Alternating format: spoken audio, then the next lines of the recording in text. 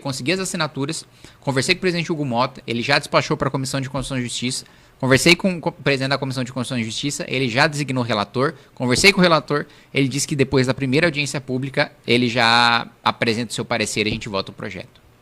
Kim, Flávio Bolsonaro como pré-candidato à presidência da República foi a melhor escolha do bolsonarismo, na sua percepção?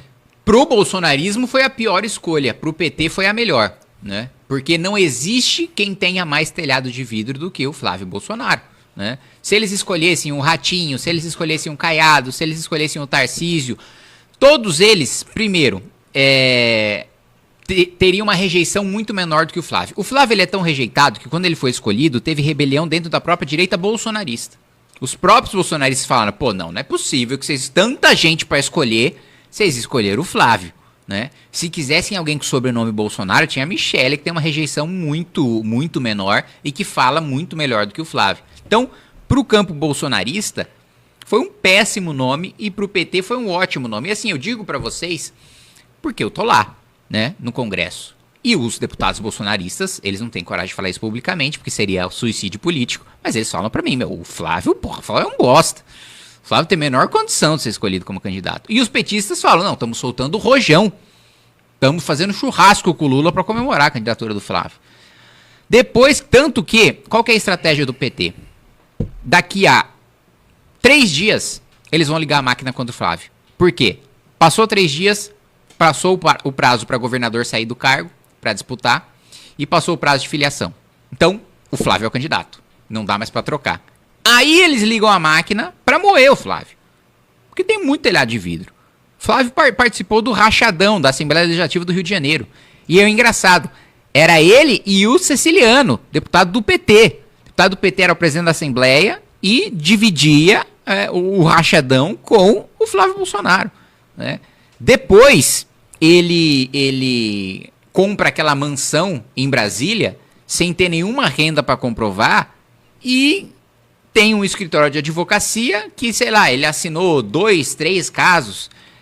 Fala-se por aí que ele advoga no STJ e, surpreendentemente, tem sucesso em algumas causas sem ter grande experiência no direito. Então, o Flávio, além de tudo, o Flávio é fraco.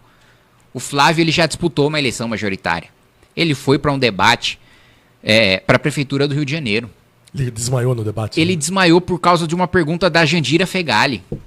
E ele não só desmaiou, ele defecou nas calças, literalmente. E depois saiu o diagnóstico.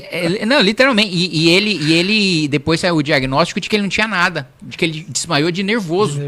Então, se um cara, desculpa, eu tô lá, eu já debati várias vezes com a Jandira Fegali no Congresso Nacional. Se um cara treme pra Jandira Fegali, pelo amor de Deus. Com o Lula, então, ele vai cair pra trás. Então, assim, ele é fraco. Olha só a desculpa que ele deu agora para votar o PL da misoginia, que teve a rejeição grande da direita. Aí ele, vocês não estão entendendo, é uma armadilha do PT, porque é ano de eleição, eles querem me desgastar. Mas, filho, você votou a favor. Não foi o PT que botou seu dedo lá e votar sim, né? Eu sei como que se vota, eu sou um deputado, você coloca o dedo, a sua digital, ninguém vai lá e aperta seu dedo. Você coloca a sua digital e você vai, sim, não, abstenção, obstrução. Ele foi lá, das 4 opções, ele escolheu sim e colocou o dedinho dele lá. Aí ele, não tinha nenhuma chance de mudar isso no Senado. Gente, eu tô acostumado a perder, o meu trabalho é perder, porque eu sou de oposição. Se eu tivesse maioria, eu era o governo. E mesmo quando eu vou perder, eu obstruo, eu atrapalho, eu faço com que a vitória seja mais custosa. Então, um projeto que poderiam aprovar em segundos, eu faço durar horas. Por quê? Porque é oposição, eu quero atrapalhar ao máximo. Se acontece alguma coisa no meio do caminho, sai um escândalo envolvendo o relator, o autor do projeto, tem pressão popular, eu viro o jogo. Na maioria das vezes viro? Não, 90% eu perco. Mas nas 10% que eu ganho porque contra as chances, contra as probabilidades, eu fui lá, obstruí e trabalhei. Por que ele não fez isso? Ele não deu um discurso da tribuna, ainda votou a favor. Então, uma desculpinha. Desculpinha de quem trabalha como ele trabalha, sem ler projeto, sem saber de fato o que é um trabalho parlamentar. Gente que ficou décadas e décadas só com interesse mesquinho e sem nunca de fato exercer um mandato. Deputado, indo na mesma linha, desculpa. Eu só tinha uma coisa para perguntar, assim, hipoteticamente, num segundo turno entre Flávio e Lula, você e o Partido Missão apoiará Flávio? Não, a gente não trabalha com esse cenário. A gente, se tiver segundo turno, o Renan não ganhar no primeiro, no segundo aí o Flávio decide se apoia o Renan ou não. Não, mas... Esse? Eu falei hipoteticamente. Então, vocês apoiariam o Flávio? Não, ou a gente só trabalha com vocês essas duas hipóteses. Com a ficariam- sua terceira a gente não trabalha. Deputado, Tá fugindo do... Não, não tô. Pergunta pro Flávio. Ninguém pergunta pro Flávio se ele vai apoiar o Renan, então... deputado, com a desistência da pré-candidatura do Ratinho Júnior, e que ele vai permanecer no governo do Paraná, e com a primeira fala do Caiado, dizendo que a primeira atitude dele será anistia geral, ele enterrou a terceira via? Não, vamos lá. Primeiro, eu nunca acreditei em nenhuma candidatura do PSD, né?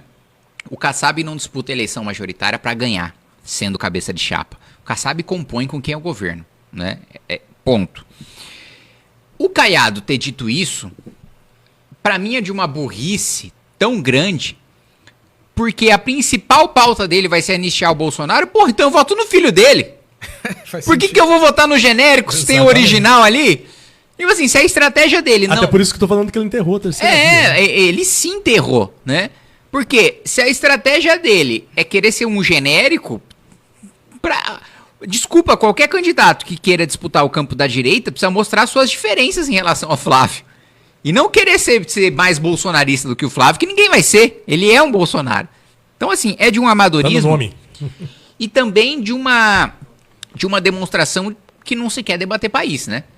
Se a sua principal pauta é anistiar o Bolsonaro, desculpa, o país tem prioridades muito maiores do que anistiar o Bolsonaro. Um país que está num cenário de guerra, em que, pô, Piracicaba ainda tá um pouco melhor, mas lá na cidade de São Paulo, mano, não dá pra andar na rua, entendeu? Você precisa estar alerta todo o tempo.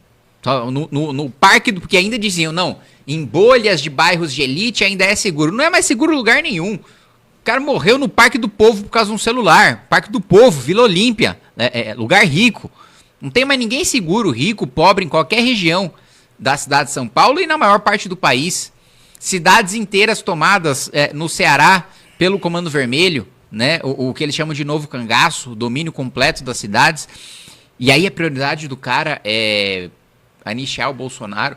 A educação, nossa educação é um lixo, é uma desgraça. Eu fui presidente da Comissão de Educação. O Brasil não tem nenhuma perspectiva, com a educação atual, o Brasil não tem nenhuma perspectiva de nada. A gente vai viver de esmola de país desenvolvido.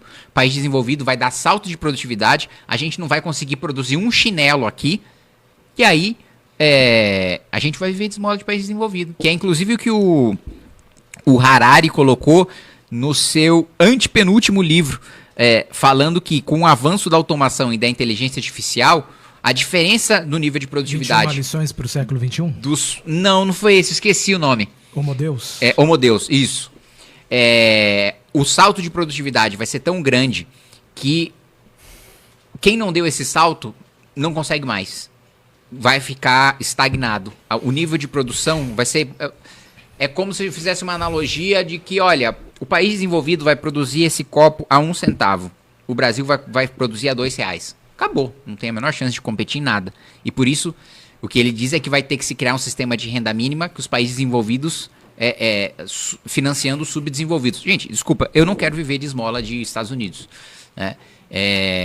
E aí a prioridade do Caiado com a educação destruída como a gente está é anistiar o Bolsonaro, assim, não dá para levar a sério. Kim, o seu nome consta como um dos membros da Frente Parlamentar Evangélica? O seu nome... Eu lembro que no primeiro mandato sim. Nesse segundo eu não sei. Você concorda com o modus operandi da bancada evangélica ali no Congresso Nacional? Eu vejo ela atuar em poucas pautas, né? Porque eu vejo mais a atuação de plenário. Porque nas comissões que eu faço parte, não tem muita pauta que toque o interesse da bancada evangélica.